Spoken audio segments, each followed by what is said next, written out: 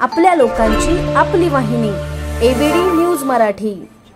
आपल्या शहरातील ताज्या घडामोडी पाहण्यासाठी आपल्या एबीडी न्यूज मराठी चॅनलला सबस्क्राइब करा आणि लाईक शेअर करून पहा शहरातील ताज्या घडामोडी थेट मोबाईलवर। अंबरनाथमध्ये काँग्रेस पक्षाचे कार्यालय असलेल्या इंदिरा भवनाचा वाद अखेर पोलीस ठाण्यात गेला होता।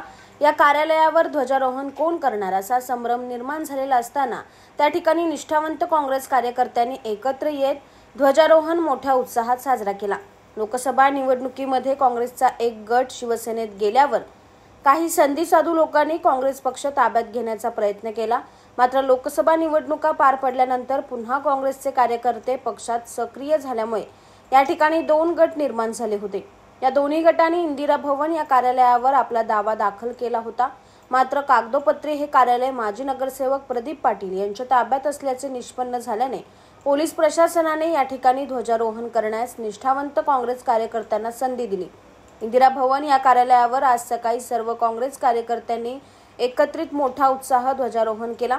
दरम्यान मुठभर कार्यकर्ते असलेल्या संधीसाधू पदाधिकाऱ्यांनी इंदिरा भवन कार्यालयापासून दूर राहणेच पसंत केले।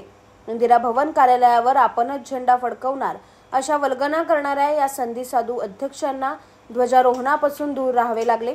दरम्यान प्रदीप पाटील यांच्या नेतृत्वाखाली मोठ्या उत्साहात ध्वजारोहणाचा कार्यक्रम पार पडल्याने कार्यकर्त्यांनी जल्लोष केलाय।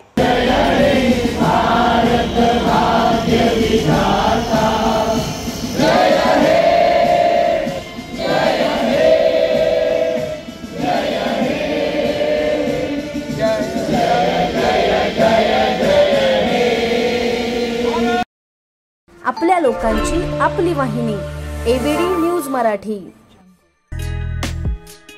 आपल्या एबीडी न्यूज मराठी या यूट्यूब चॅनलला सबस्क्राइब करा। तसेच तुमच्या आजूबाजूच्या परिसरात घडणाऱ्या घटना आमच्यापर्यंत पोहोचवण्यासाठी व जाहिरातीसाठी एबीडी न्यूज मराठीला संपर्क साधा। संपादक रेश्माताई दुधाने 9765529008 आणि 9370508280।